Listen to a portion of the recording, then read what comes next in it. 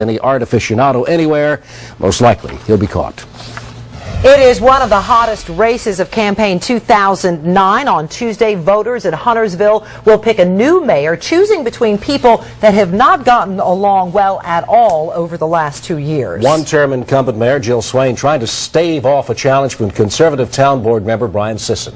WBTV's Tom Rousey on your side with the two candidates and two radically different ideas about how Huntersville should be run.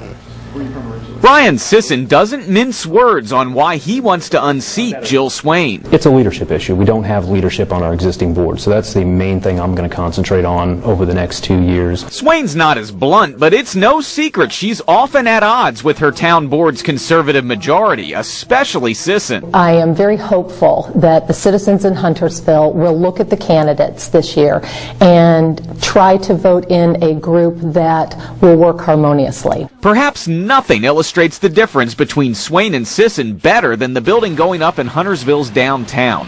It's a public-private partnership that will house the new Discovery Place Kids Museum. Swain has been a champion of it, envisioning it as part of a thriving downtown that's next to a commuter rail line that goes to uptown Charlotte. This is not Discovery Place Kids, what we're doing in the downtown area. It is a downtown revitalization. First off, it's not a revitalization, it's a vitalization. There's never been a vital downtown. Sisson believes the project will ultimately waste huge amounts of taxpayer money, and he says it's not working out as planned. I think we need to stay out of these projects. I think we need to make sure that government concentrates on core government services. Services, he says, like roads and building a new police station. Swain agrees those are priorities, but at the same time, she believes government has a big role to play in landing new businesses. Offering the incentives and letting corporations know that we want them is really imperative to bring them here. We have to diversify our tax base. Two candidates, two very different views for Huntersville. I'm Tom Rousey, WBTV, on your side. Now, Sisson is more skeptical of business incentives, saying businesses